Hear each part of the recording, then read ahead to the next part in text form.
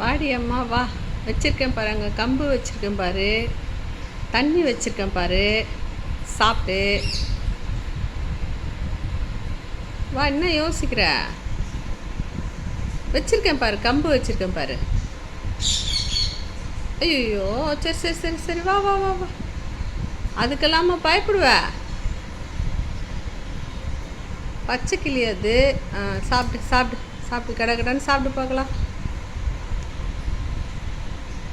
ஏன் சாயந்தரம் வராமல் விட்டுட்ட? நேற்று சாயந்தரம் ஏன் வரல? பயப்படாமல் சாப்பிடு. ஏன் அப்படி பயப்படுற?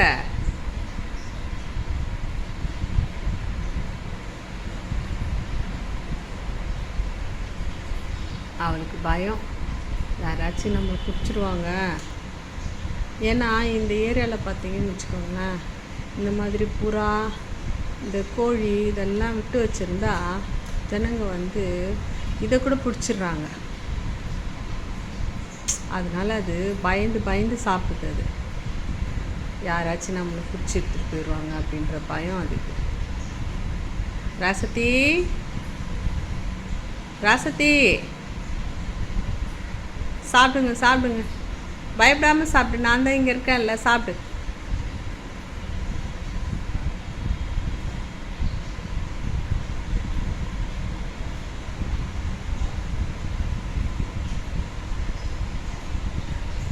இந்த புறா பார்த்திங்கன்னா 2 தெரு தள்ளி இருக்குது இந்த புறா வளர்க்குறவங்க வீடு. ஆனால் காலையில் சாயந்தரம் கண்டிப்பாக இங்கே வந்துடும் நம்ம வீட்டுக்கிட்ட. நான் அதில் தண்ணி வச்சு வைப்பேன், உள்ளே வந்து காட்டுறேன் உங்களுக்கு. இப்போ போனேன்னா அது வந்து பறந்து போயிடும் சாப்பிட்றத விட்டுட்டு, அதனால் போல். அந்த பாக்ஸில் பார்த்திங்கன்னா அந்த பிளாஸ்டிக் டப்பாவில் உள்ளே அந்த ஃபிஷ் டேங்கில் போடுவோம்ல கலரில் ஸ்டோனு, அந்த மாதிரி கலர் கல்லெல்லாம் போட்டு தண்ணி போட்டு வச்சுருக்கேன். இவங்க அப்புறம் காக்கா வரும், நிறைய காக்கா வரும் இங்கே. வேலைக்கு கரெக்டாக வந்துடும் சாப்பிட்றதுக்கு.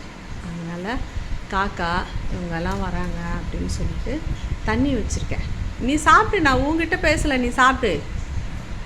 அதனால் வந்து அந்த தெருவிலேருந்து இங்கே வருங்க, டெய்லியும் வரும். காலையில் வரும், சாயந்தரம் ஒரு 4-4:30 மணி போல் வரும். வந்துட்டு நம்ம மறந்துட்டோம்னா கூட சரி, மறக்கிறதுனா என்னென்னா, நான் வந்து ஜெராக்ஸ் கடை வச்சு நடத்துகிறேங்க, நெட் சென்டர்.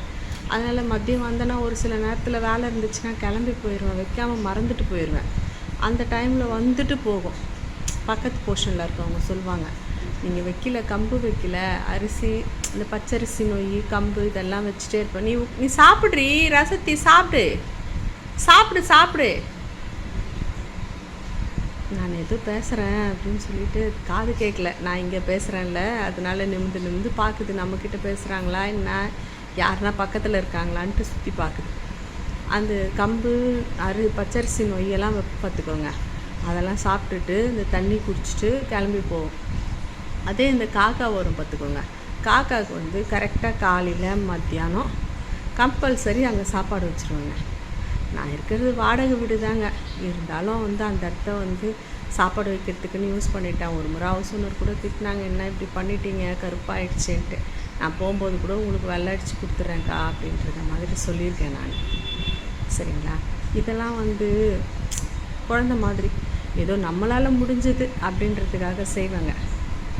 இது மாதிரி நீங்களும் உங்கள் வீட்டில் வர காக்காவுக்கு, குருவிக்கு, புறா, இந்த மாதிரி குட்டி குட்டி ஜீவன்களுக்கு உங்களால் முடிஞ்ச ஒரு இறைய கொடுங்க.